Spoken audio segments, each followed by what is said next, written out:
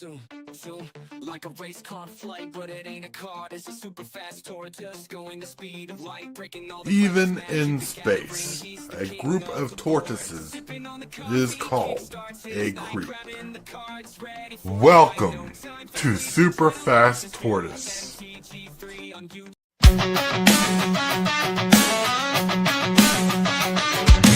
Start the morning with coffee in your cup. Time to hang out with friends and chat it up. Bring a smile and good luck. Hit that like button and let's chat it up. Good times start with us, you and me. Good morning, welcome to the morning coffee show. Let's talk from in the shell and share good vibes and good times. Friends and friends that bend the senses. Let's get up, it's senseless. Welcome to the morning coffee show, where we bring good vibes and good times. Welcome to the morning coffee show with Super Fast Tortoise. Welcome to the morning coffee show, where we have the flow. Good vibes from head to toe. Good morning, everybody. Welcome to the Super Fast Tortoise Morning Coffee Show. Woo, woo, woo! Awesome display. Look at those hands. That's right. Such strong hands. Well, I don't know if y'all knew all this or not, but Tortoise got him a new job today. He's a hand model now. That's right. Yes, getting paid big bucks for these spirit fingers. Yeah, that's what that means when you play games live now. You have to hold your hand. You have to shuffle your cards up with your hands and camera all the time now. Gotta give that modeling agency their money's worth. Yep. Right. Well, welcome everybody to the Super Fast Tortoise Show. In the morning, in the show, all that jazz. Hope you got coffee or your favorite libation to drink and wake up to. Yes, we are here. We are here. And we are going to show you that we have time to rock. We got the one Ray Man. That's right. Then we have MTG Hillbilly. Dang, blaggett. Tybalt's Apprentice wins. Flawless victory. The Rhino Blitz.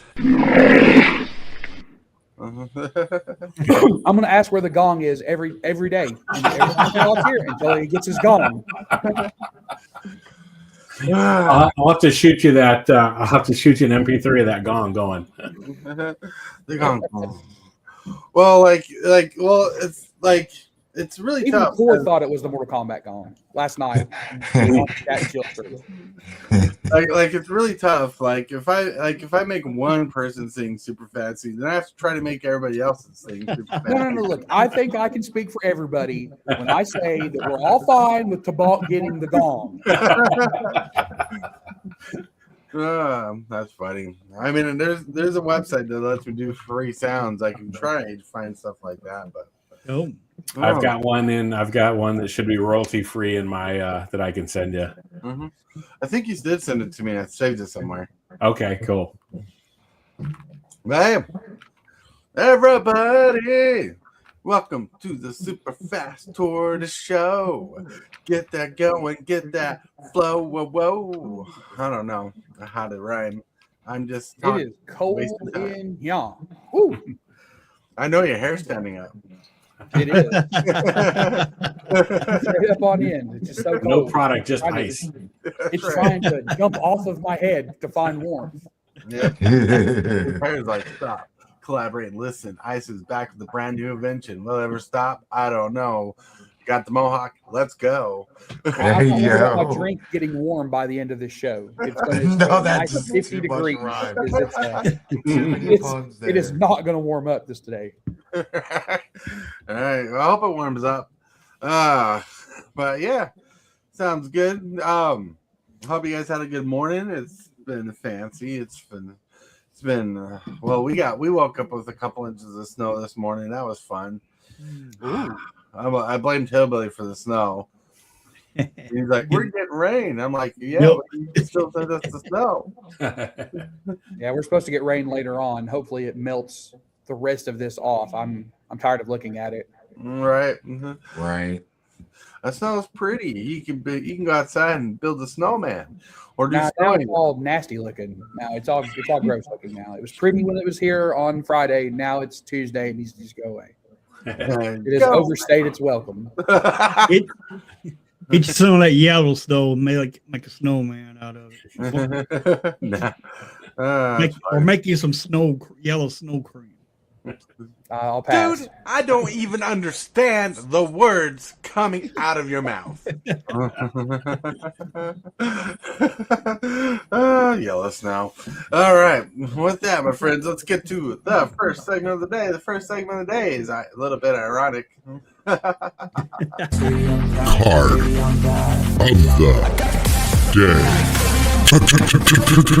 day.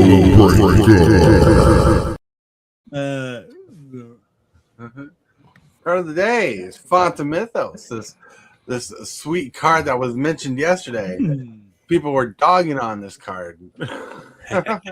Nobody was dogging on this card. People were dogging on a specific use of this card. And by people, I mean me. I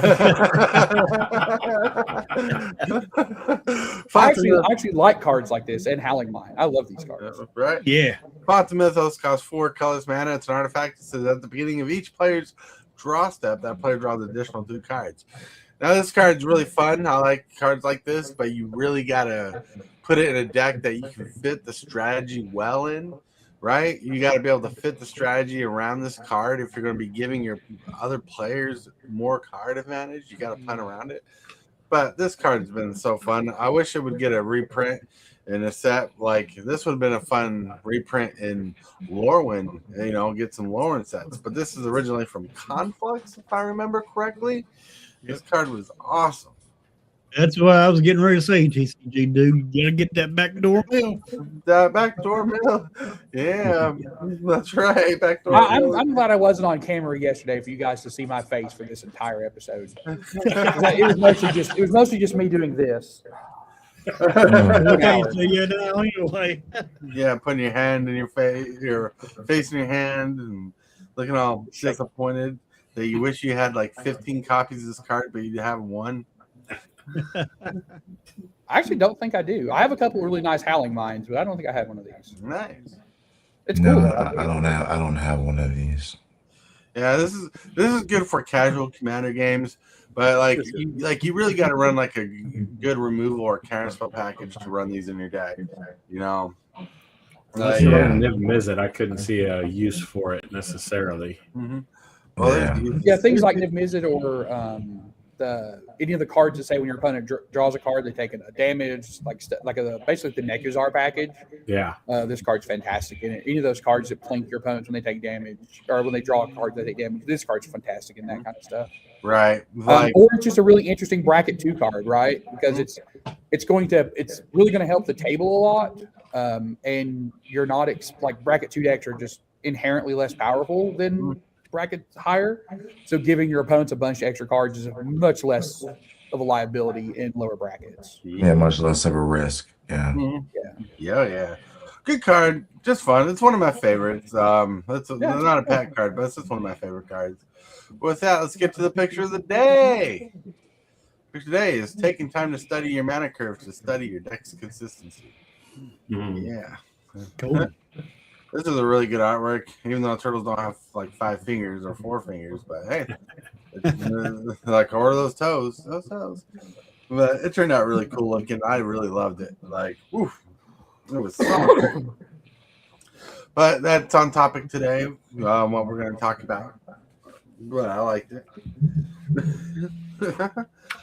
And I didn't when I put in the prompt, I didn't put in the graffiti of the train or anything. That was all AI, saying the turtles in the subway do this. Cool. That is what New York subways look like. I was gonna say that's the subway, all right.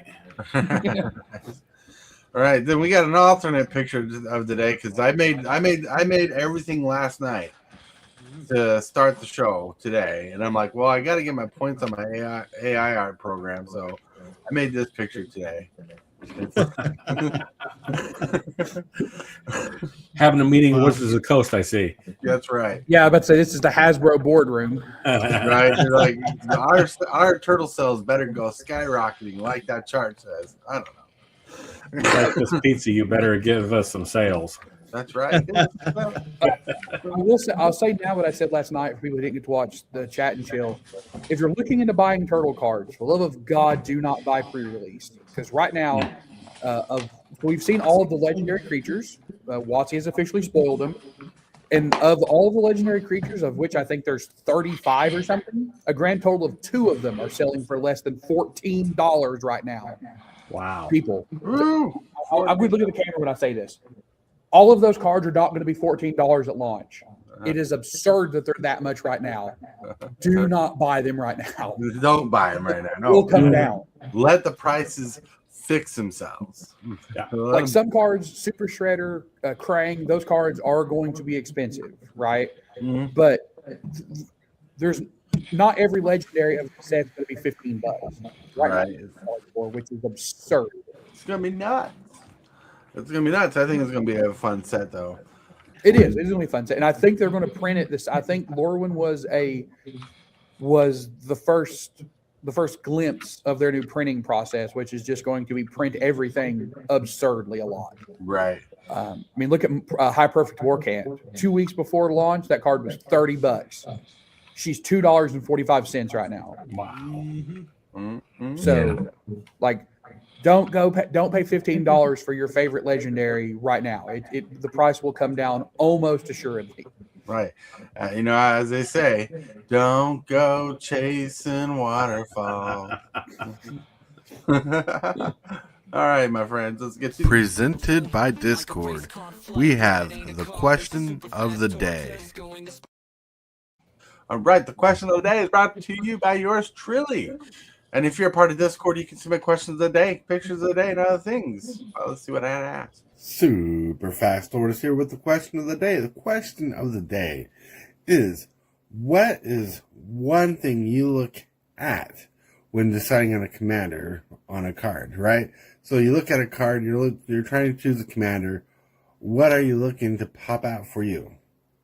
Yeah, like you're looking for something new, something cheap, something powerful, something in a certain colors. Let us know. Let's go. Right. Mana cost. Mana cost. He's like, Ability. First thing I look at. Ability.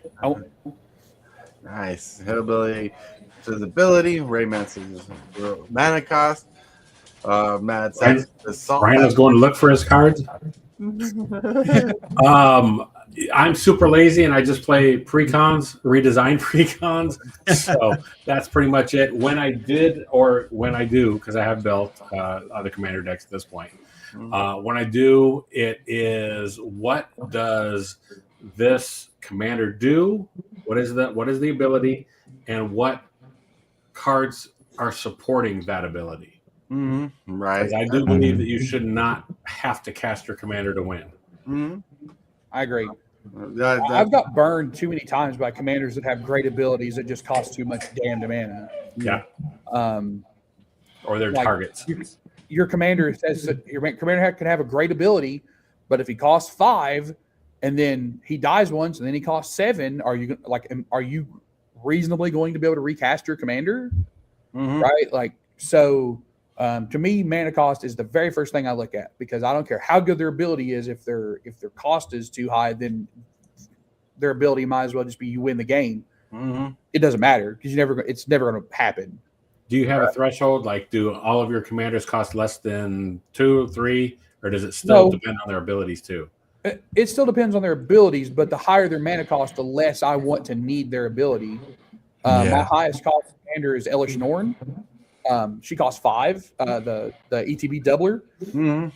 I can't tell you how many games I've won with that deck, and she's never hit the table, just because I never found a spot where I needed her and I felt comfortable putting her on the table where she wouldn't just immediately get popped. So not necessarily.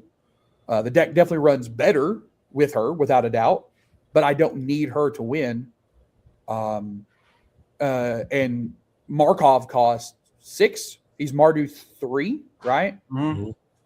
I won a 2-headed giant tournament with a buddy of mine last week. He never hit. I never cast him. He just sat in the command zone and made me tokens for 3. I don't hardly cast Edgar mark off either. Yeah. The only time I cast him is if I'm ready to swing for, like, I'm going to take somebody out. Like, I know that if I play him, I can get value out of him on that turn. I can kill somebody, then I'll play him. If not, he's sitting in the command zone for the entire game. That's all he really needs to do. Yep. His attack ability is actually really powerful if you have a lot of vampires in play, but he costs 6 mana. I'd rather play a Bolas to Citadel or 3 more vampires to have 6 vampires. There's just so many more things I could spend that mana on in that deck that I don't necessarily want to cast him. Right. Like for me, when I look at a commander, I look for abilities that are unique and have support. Like, I tried, like Hearthrall was unique to me. It's like as a landfall deck, but it had a unique ability, but it had support behind it. Like Tulane, unique at the time was unique. Now it's not so unique with all the cards they printed. Like Rafika the Mini, unique. I try to find abilities that are different from each other. So when I have a collection of decks, like each one feels like its own game. Yeah, that's kind of what I try to subscribe to do. Yeah. And I know that you're talking about upgrading Hearthhold to a 5-color deck. The one thing that you'll need to adjust to is the same thing I had to adjust to when going to Hearthhold and then back out of Hearthhold. Was there's a big difference in how you play a deck when your win con is in the command zone and when it isn't. Yeah. Right. And that's going to change your play pattern, even with that deck, right? Like, just your pattern is going to change because you don't just have your kill condition on at will. Right. Yeah, it'll probably be a while before I turn it to a 5-color deck. So I'm waiting to see what kind of 5-color commanders are coming out in the future to see what it is, because we don't have a lot of great options for landfall 5-color. I mean, we do have that Omnath, but the Omnath is the 5-color Omnath is very weird and specific for what I want to do. But yeah, he just lets you flip mana through. All right. Makes black mana specifically. Yeah, but it's still fun. But anyways, it's time to get to that point of the day. 3, 2, 1, let's go. Welcome to Superfast Tortoise. This is a free show on YouTube. It is completely volunteer-based. This program is made possible by viewers like you, and share, comment, subscribe, and hit that bell. And also by contributions made to your Superfast Tortoise channel and from viewers like you. Y'all rock. You are awesome. You're crazy! You are watching Superfast Tortoise. Woo! Everybody, let's get to the topic. The only thing that Topalt really came for, he doesn't want to hang out with friends. I came to hang out with you guys. I miss you guys when I'm not here.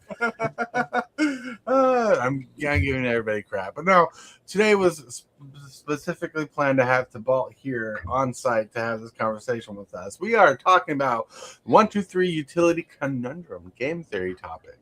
And it's very simple. It sounds ridiculous, like it's going to be hard. But the 1, 2, 3 utility conundrum is broken up in 3 parts. I made up the word so I can explain it to you. 1, 2, 3 is your mana slots. 1, 2, and 3, right? Mana will cost 1, mana cost 2, mana cost 3. Utility is your utility cards, your draw, your ramp, or removal. And that suggests you kind of want to shove those kind of cards in those 1, 2, 3 slots. And 0 is a number, so you can try to find slots, cards that cost 0 or free, and put them in those slots. And the conundrum is a problem to solve. The problem to solve is, what kind of cards do you want to put in your 1, 2, 3 slots to make your decks more aggressive? But there's a little more to it. But that's the basic introduction to this conversation, to this topic. Let's see what you guys have to say. So I think it depends on the deck, right? I think me and Tobalt are going to be on thing on this. I think it's going to depend on the deck you're playing. The 1 slot doesn't have a ton of ramp utility, so your 1 slot is almost certainly some kind of interaction. Swords, path, even a lightning bolt, right? Good interaction for the 1 slot. Your 2 slots where you can really start to ramp. Now, if you're in green, you can ramp on 1 because you have things Like Utopia Sprawl, I think costs 1. There's a couple of those 1 mana cost green enchantments that you can enchant your land to ramp with. Your ramp is definitely, you're going to see a lot of in your 2 slot. But it all depends on the deck, I think. I just built a mono green deck that has no 2-spot ramp except for my commander. My commander is a 2 mana costing tap for a mana. But so I don't run any of the normal green ramp package. No Nature's Lord, no 3 visits, no Farseek, none of that stuff. I mean, like, one of them you can't run because it can't find a forest. But I don't have any of that in there. Because my plan is to drop my commander on 2, and then on 3, I'm going to play one of the 8 4-costing cards that lets me go and find 2 basic lands and put them into play. Right. And as we discussed, your ramp is important in the beginning, so you can play your stuff cheaper, like you were just talking about, or sometimes it's your draw, varying on what colors you're in. But like the 1, 2, 3 utility conundrum is not set law, and it explains that in the description, right? Like if you go to the description of this video, I have the whole thing pasted there. You can go to Discord, you can get the PDF there now, because I put it there because I'm awesome that way. Or if you want to, I think Tabalt's going to post them in his forums too. If you want to check out his darkritual.site, check him there. So you'll be able to download the PDFs in several different places. So what I'm saying is 1, 2, 3 utility conundrum game theory is not law. It's just telling you want to put some powerful cards in there when possible. If you go back and watch the percentile video or read the PDF, it talks about how the percentile pushing certain things like your ramp and utility cards into certain numbers to having a bulk certain amount. That doesn't tell you the mana cost of the cards. It's telling you how much of a certain type of card like ramp and draw and removal are in your deck, right? And the utility conundrum is about trying to fix it to an earlier drop. Like for example, Rayman here says when he plays the counter spell, it must be a 2 mana cost counter spell or better be free. Or free. Yeah. Or free. So that follows the 1, 2, 3 conundrum there, the utility conundrum there. But that's just a preference on his own. So this is something to help you. This is a topic to help you suggest where you want to put your utility cards and help you get places, because this will help you build, I think, more efficient bracket 3 decks. There's a different rule for like bracket 4 and CDH decks going on. So absolutely. I have to clarify that because I don't want people to think, oh, this is going to be a build of the most powerful deck. No, this is about more efficiency. It's about getting a framework to frame the whole idea of deck building and get more people into it. Right. It can be overwhelming, like I said, if you look at doing all of these things. I know that I was and still am to a certain extent overwhelmed by what's out there, and that's why I often take pre-cons and just improve upon them. Right. But to actually sit down and build it can seem completely overwhelming. So it's important to have an idea of what you're going to build, how you're going to put it in there.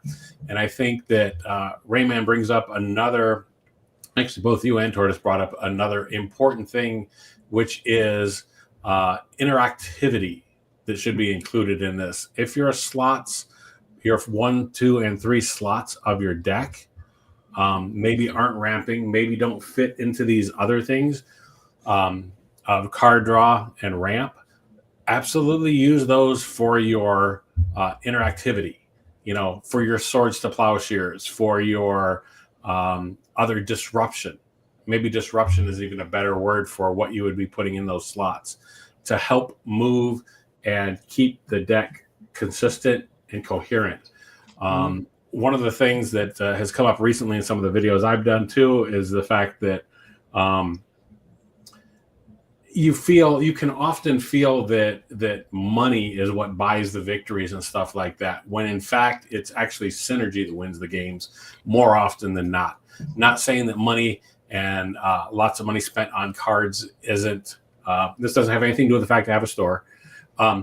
Money spent on cards doesn't actually guarantee the wins. Synergies and the experience is improved by having a highly synergistic deck. Yeah, I mean, and I've talked about it where, like, one of our store owners, he has 2 decks that cost less than $80 to build right now, and easily goes toe to toe with the most powerful bracket 3 decks that we have in this shop, and he wins games, right? Mhm. So because his decks are built very, very succinctly, right? Like every card in there is built with a purpose. There's no garbage in the deck. It's all on synergy, on theme, and the deck just plays really well. It's very smooth. He plays on curve almost all the time. So yeah, money may make it a little bit easier, but it guarantees you nothing other than you spend a bunch of money. Exactly. And what I like about this is the fact that nothing in here is, you don't take these rules too literally. They are, again, just a guide. So it's a place to start. That's what they are. They're a guide. I believe I even mentioned that in there, because it's like you got to have a learning curve somewhere, right? And that's what this is all about, having a learning curve, getting that learning curve.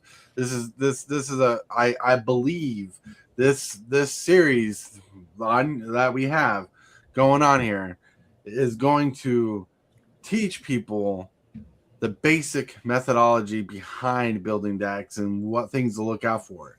Because look, like when it comes to 1, 2, 3 utility Conundrum, if they unban friggin' Primeval Titan and put them in the game changer list, I'm gonna rip that thing from my cube and put it in Hearthroll. That's a spell. So I'm going to Bill throw a Belichick, wrench. who already hasn't got in the Hall of Fame, has a better chance of getting in the Hall of Fame this year than Primetime has a chance of getting unbanned in 2 weeks. I'm going to throw a complete wrench in this thing then, and then say, okay, but now where do we go to find these things? The first and obvious thing is listening to other people, not necessarily me, but anybody else, listening to other people, what they have to say. But where would you suggest people find these cards or look for them? And I don't mean shop for them. I mean, where do you find ideas to include in your deck? All right, so go ahead, Rayman. I'll let you answer your. Well, I'm gonna give the answer that's gonna make everybody groan, but go to EDHREC, right? It is a resource to use, and I'm not saying go and just copy a list. You can go to EDHREC. You can look for a commander or any card, and it will show you the synergy, that cards that have a high synergy with it, right? That is a phenomenal place to start. Treat EDHREC the way you would treat Wikipedia, right? Use it as a good jumping off point. Don't write your whole term paper from Wikipedia. Don't build your whole deck from EDHREC, but it'll give you a spot to go and look at some cards and be like, oh, okay, so here's a dozen cards that have a 65 or higher percent synergy with this card I'm looking at. That's a great place to start. Start there. EDHREC is a good place, but let me tell you what I do. It's different because I do it differently, right? And I probably could use EDHREC, and I've used EDHREC before. I mean, if someone's new, they're not going to have the knowledge that we have, right? Right. I'm speaking specifically if you're a new player and you're looking to answer Tabal's question of where would you find cards that you want to put in your deck. Go to EDHREC, look up your card, and then find you can sort by synergy. Look at the high synergy cards. That will give even a brand new player who's never built a commander deck in their life a good starting spot to say, okay, all these cards have really high synergies. Now, where do they fit in? Like where's my 1, 2, 3 cost cards? Where's my utility that are these high synergy cards? Right. And then you can build from there. So one thing I do when I'm building a new deck, and I'm building a certain theme, like say I'm building Nekasar, and I've done this before EDHREC was a thing. But the Gatherer was a thing, is I'd go to Google, and I do this now, and I go to Google and say I'm looking for card discarding, right? I'll go to type in Google MTG, discard a card, and I type in like B for black, and I'll enter, and it'll come up the Gatherer website link. And you click on that, and it'll pop up all these cards that have that ability that I'm looking for, showing up. And that's more advanced, but that's another way to do it. But EDHREC is one of the best places to look up cards. One time I used EDHREC and found a card that I didn't know was good in a synergy. And don't listen to people. Some people say using EDHREC is pretty much like net decking. Don't care. So don't pay attention to it. Well, it's what you do with it and the effort that you put in behind it. And I think that's an important distinction that I would want to make. And that is the fact that respecting people's time. Not everybody has the time to read every card. Right. So to shortcut some of those things, there's nothing wrong with looking up and getting information. I used to, ironically, have a large problem or a big problem with people net decking. I used to think, oh my gosh, that's what, till I actually sat down to think about it. And it's like, back in the day, well, first of all, we didn't have the net. But I mean, not the Stone Age or whatever, but I'm just saying, I would get the magazines, I would get the books. And my goal at that time was to learn more about Magic and to get the things that other people that didn't get the magazine didn't see. When I first came across an Infinite Engine in there, it was because it was something I read in the Duelist magazine. So that got me thinking. So it's like, how is net decking any different? I shouldn't use the term net decking because that negative connotation to it. But looking things up on the net, it's a resource, and you've got to respect people's time. So there's nothing wrong with going to EDH Rec and getting ideas, getting inspiration for this stuff. Right. Well, anyway. Everybody should use every resource available to them. Sure. Right? Like, don't not use a resource because somebody's like, oh, you went to EDH Rec. F them. Go to EDH Rec and read. Get ideas. Use every resource you have at your disposal, especially when you're new. All right, what's everybody got to say? All right, y'all talking about net decking. All right, of course, one standard here. I have made decks on Arena, make them all the time. I have seen other content creators play the same deck that I come up with, but did they neck deck or did I neck deck? See, that's the thing. No idea is original anymore in technicality. Exactly. So I mean, if Tesla and Edison can come up with electricity at the same time, I feel like two people could come up with the same Magic deck. For sure. And the way this is designed, it is designed to be solved anyhow. There are just certain cards that are naturally going to work better together than others. Well, look at this. When they spoil a new commander that people like, everybody's already theory testing, theory crafting before it comes out. They're just trying to get the deck built done. So it's legitimately a quote unquote arms race to get who gets the best deck done quick. Yep. Yeah, and we talked about this last night too, about how at Pro Tour events, the pros will go weeks ahead of time to these places, get a house, right, or a hotel or something, and then sit down and work on what they're going to play at this big Pro Tour event that's coming up. This has been happening for 20 years, right? This is not a new thing, and what they're trying to do is they're trying to solve the format. So that's not new. That's been happening for a long time.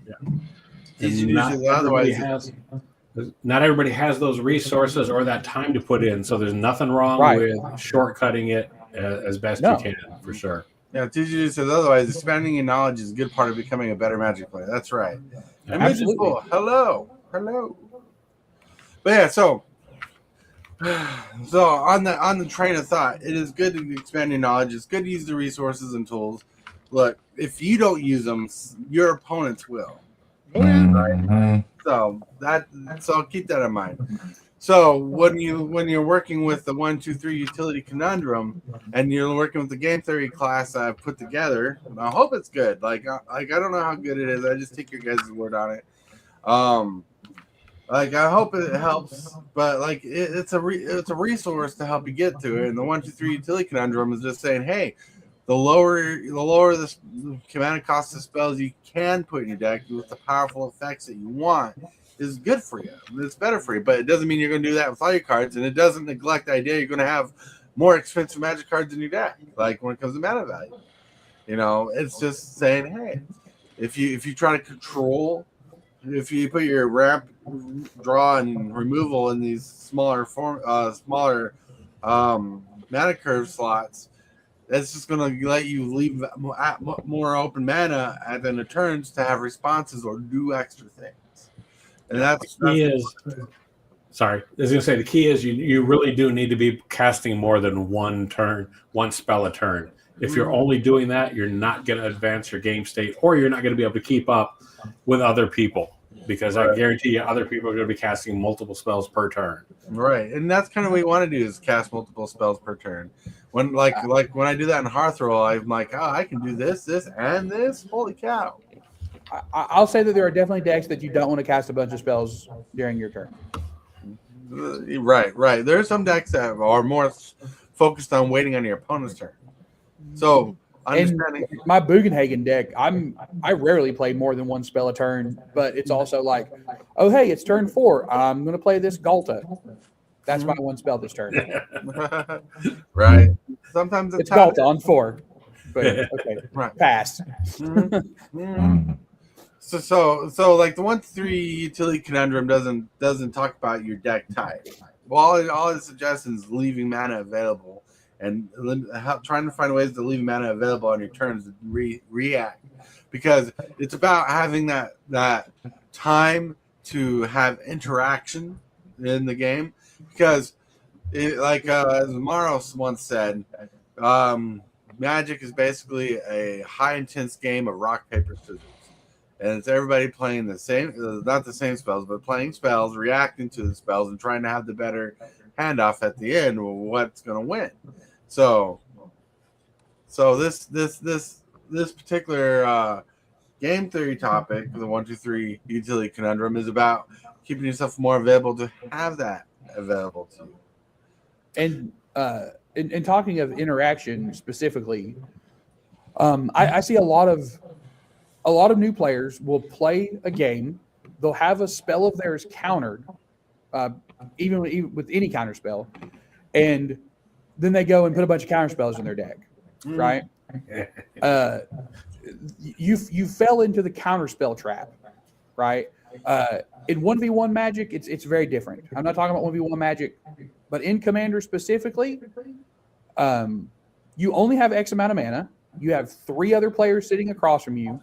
The power in a counter spell lies not in your ability to counter everything, but to counter the few things that truly matter. And I can't tell you how many times I've sat down at a table, and this has happened recently, and it happened on stream actually. And with one of our stream games, a person had put some counter spells in their deck because they were tired of having their stuff countered, and then they used the counter spell on something that meant very, very little. Did it mean nothing? No, it meant something, but it meant very, very little. And it was a complete juke. And then they played their next spell, and they're like, "Oh, I should have waited for that." Yeah, you should have. So when you're putting interaction in your deck, as someone who plays probably more counter spells than most people on this stream, don't put a bunch in your deck, because it's going to put you in this bad habit of you thinking you can counterspell everything. 1, you can't, and 2, you need to learn what to counterspell, right? Because you're going to counterspell the wrong thing, and you're going to lose the game on their next turn. You're going to be like, "Dang, why did I do that? That wasn't gonna kill me. It might have hurt a little bit, but it wasn't going to kill me. This absolutely kills me, and I don't have a counterspell to you." You said the key phrase that I was waiting for there, and I agree with that. And it's something that I need to learn myself, because I love being the monkey in the wrench and keeping people from doing stuff. It's something that I need to get over and I need to learn, which is this going to kill me? Don't bother with it then. Don't worry about it. I should build a redundancy into the deck to recover from whatever's happened. But unless it's going to kill me, don't worry about stopping it. Don't worry about whatever. If it's going to wipe the board and stuff, that's fine, because I love my board wipes. And I should be able to recover from them.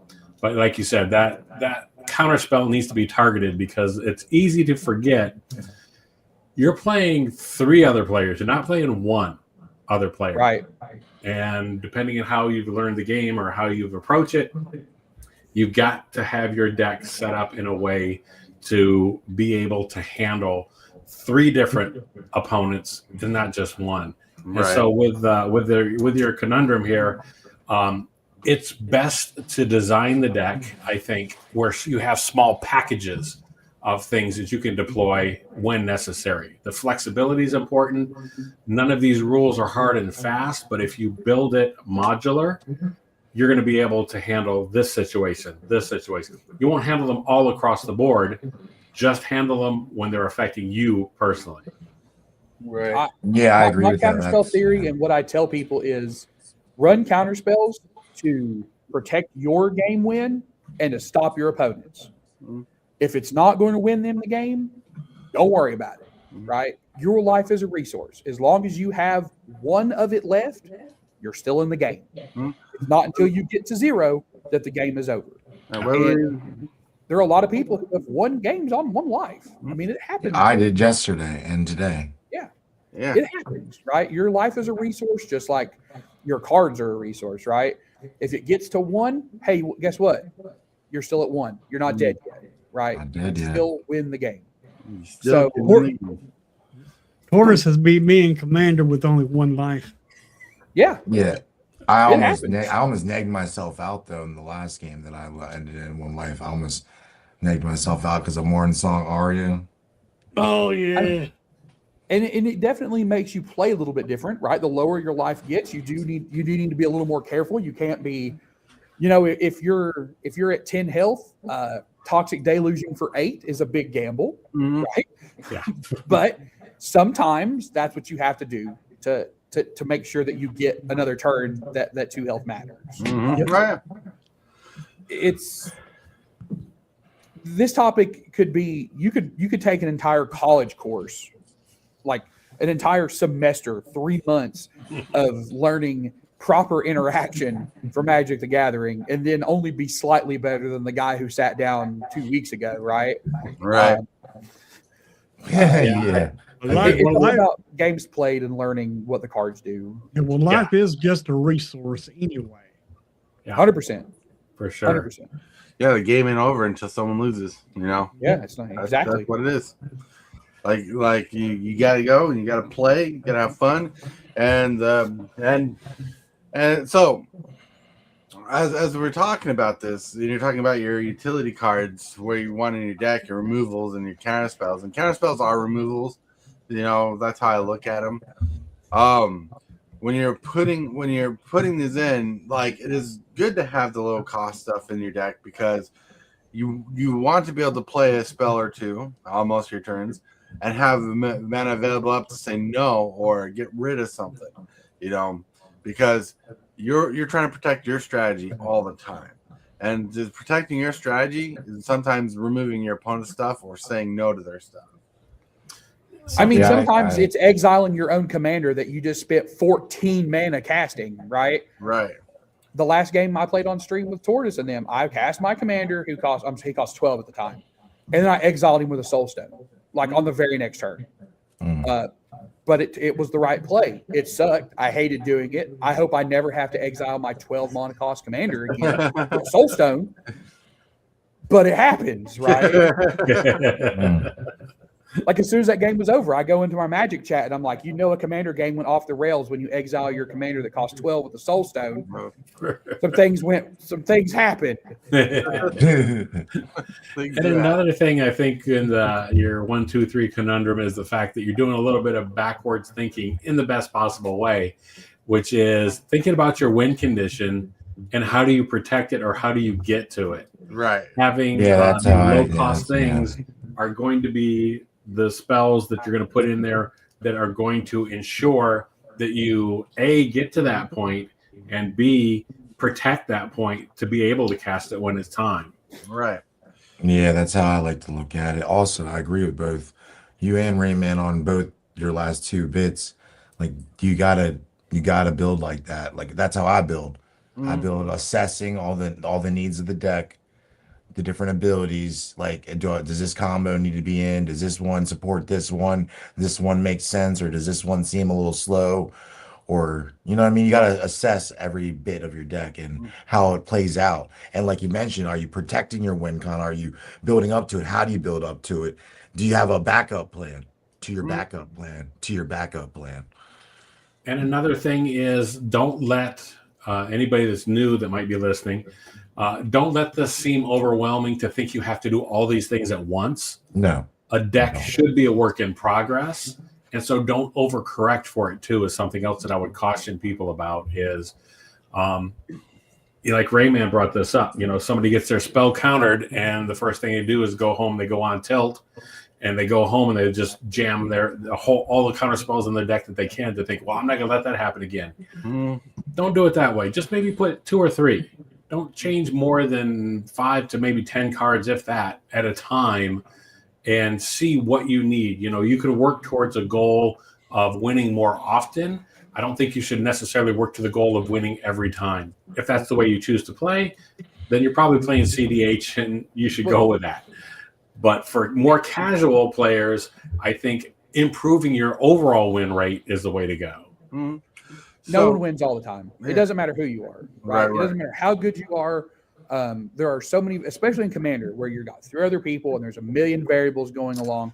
No one wins all the time. And setting yourself up to try and win all the time is folly, right?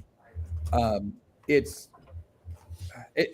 is something that a lot of newer players don't get. Like, I lose a lot of games here, right? Mm-hmm. I win more than I probably should, but I lose a lot of games. I lose a lot of games. And whenever I do lose, everybody's like, "Oh, Ray lost." I'm like, "Yeah, guys, I lost. It happens. That's how the game works." Mm-hmm. But no one's going to win every game. It doesn't happen. It's not possible. Don't try. Don't try. Don't set yourself up for the expectation that you're going to win. Try to win, but you don't expect to win, because no one wins every game. You will lose. So one thing I want to point out that's important is this game theory class that you can get in Discord. Go to join the Discord. Links in the description. Links in chat. Go download these things. Read it. But what the game theory process I'm building and designing and uploading is teaching you how to prepare for your meta before you know your meta, because I can't teach you your meta, and your meta will teach you more as you play. Now, what's a meta? Meta is the people you play around with, play with more. They'll give you experience and knowledge of that play group, basically, that play area that I can't teach you, or Ray can't teach you. He can teach you what's in his area play meta. I can teach you about what's in our play meta, but I can't teach you what's in your play meta if you're all in New England or something, So this course is to help you get adjusted and start learning the process before you get in your meta and give you a fighting chance.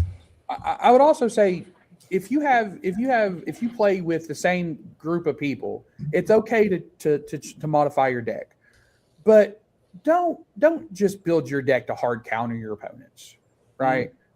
You can. There's no combo in Magic that doesn't have a counter to it, and in Commander you can make a lot of counters to a lot of combos, because you just have you've got 100 cards to put in your deck. You can easily build decks to say, I can stop these 3 decks that I know I'm going to play against. Don't do that, right? It doesn't help you in any other way than, I found out how to stop this, right? Now, that's not to say, if you're running against a meta that has 1 million enchantments in it, I'm not saying don't run a little bit extra enchantment removal. What I'm saying is don't run 7 cards that say exile all enchantments, right? All you're going to do is sap the fun from 3 other people. It's funny, because when you brought that specific example up, the first thing to pop in my mind is, don't exile enchantments.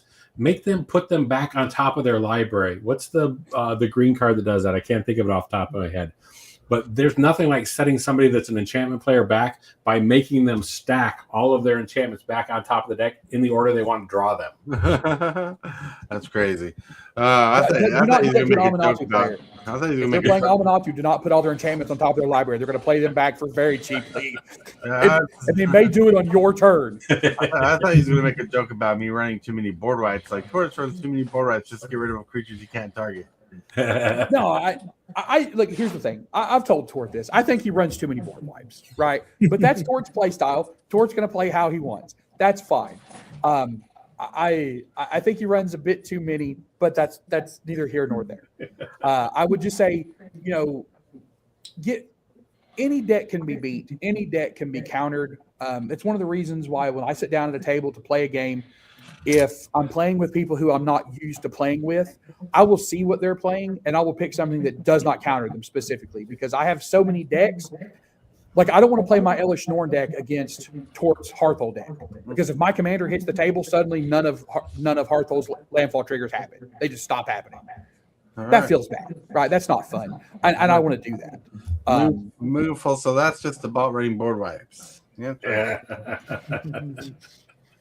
Yeah, With both of traditionally, us here at the table, you're at a problem.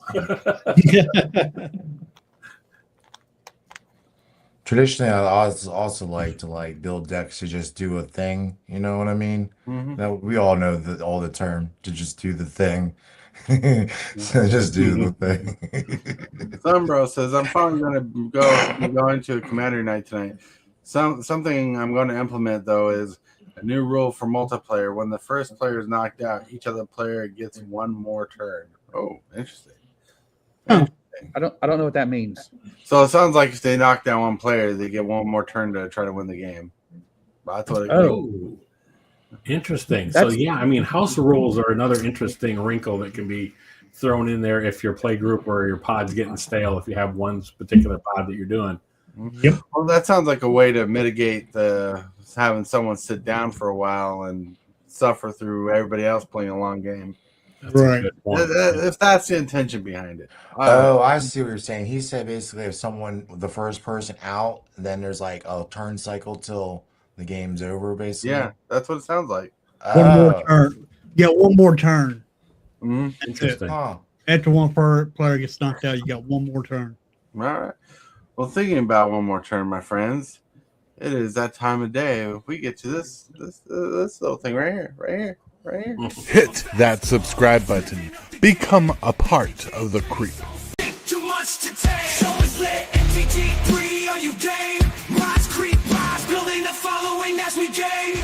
Spitting fire like a dragon. No one can bring us down. MTG3 in the house. We own this town. Ripping through the beats with a fury. Oh, shucks, everybody. It is that time of day where we got to get to the shill section, thrill section. It is that time of day where we got to say goodbye for the morning, but I hope you have a wonderful day at work. How did we get here so quick? Well, Really? we got locked in a conversation. I just kept on going and going. Like no dead Please, air. What's that? Let's start this off. Are you ready, Rhino? Yep. Sorry, I just heard a big commotion. Hey guys, it's Rhino here. This Saturday, 8 p.m. Eastern Standard Time, I'll be launching the channel on YouTube and Twitch. I'll be doing a box reveal, draft box of Lauren, I think is what I've decided on. The LGS was out of play boosters at the moment, so I was able to get a hold of a draft box. So I'll be doing that on Saturday, and then I will be also releasing some Mortal Kombat content, some Call of Duty content, and then of course like the first week schedule. And yeah, so stay tuned, guys. All right, sounds good. Sounds good. Check out Rhino. If you don't see his link in the chat, it's in the description. All right, then with that, we're gonna move on to the Runway Man. Hey guys, thanks for having me. Thanks everybody for tuning in. I am once again at Mr. B's Game Lounge. I was able to get out of the frozen hole that I live in. My road is still terrible, but thankfully the main roads are good. We've had to postpone our game night again this week for stream, but we'll be back next week with the games that we've been planning on playing for the last 2 weeks. Hopefully the weather holds. You can check us out. We're at Mr. B's Game Lounge. I just secured our Turtles box, so we're going to open up a box of Ninja Turtles. Probably it'll be on release week before pre-release. So we open a box of that up for everybody to check out. And I guess I'm on a 23-hour break, and I'll see y'all manana. Yeah, see See you tomorrow. Well, with that, we got MTG Hillbilly or no, Matt Saxon. Well, thank you again for having me. It's always great to be here with you guys and getting the chance to talk to you guys. Look for very soon, I'll be filming with Rhino Blitz. So we're going to talk about a commander deck of his. So I'll be releasing that here on my YouTube. You can find everything Tybalt's Apprentice, though, if you go to darkritual.site. And there you can find my blog where I recently ranted about how awful Arena is. That's like every episode. No. Anyhow, you can find that. You can find where my TCG Player store is, where you want to buy Magic cards, buy your singles there. What else? Just grateful to be here to talk to you guys. So thank you very much for having me. Oh, I spelled the description wrong. All right. What's that? Now, finally, the actual Billy, who's enjoying some water. Hey, everybody. Are we sure that's water? It's Kool-Aid. At 2:00 this afternoon, I'll be doing a arena stream. That's all I got for today. Mm. So you're not planning on putting a Commander game on tonight? I'm going to try to do a Commander game tonight if the shoulder's willing. All right. If the shoulder is willing. All right. Yep. All right, everybody. Super Fast Tortoise today. I don't know what I have planned today, but like, unless Hillbilly doesn't stream, I'll probably do a random chat or something tonight. If he does stream, I'll be on his game tonight. I'll be smacking down. But with that, though, I want to thank everybody for being on the show. Rayman, Hillbilly, Michael, and Rhino, thank you for being here. Everybody in chat, thank you for being here. Lone Wolf, hope you're having a wonderful day. Sorry you couldn't be on the show today and things that happened. I don't know. Miss you, Lone Wolf. But we miss you. Miss you, buddy. But I want to remind everybody that you're loved. Someone's thinking about you. And if you can, say and or do something for somebody else today, because you might be the change in need. I want to thank you, channel members and channel subscribers, for being part of the channel and growing the channel the way you do. And with that, my friends, we're going to get out of here. I want to thank you, channel members of the channel, for supporting this creep the way you do. You are awesome. And you subscribers, everybody that subscribes, you're doing amazing too. Thank you very much for all that you do.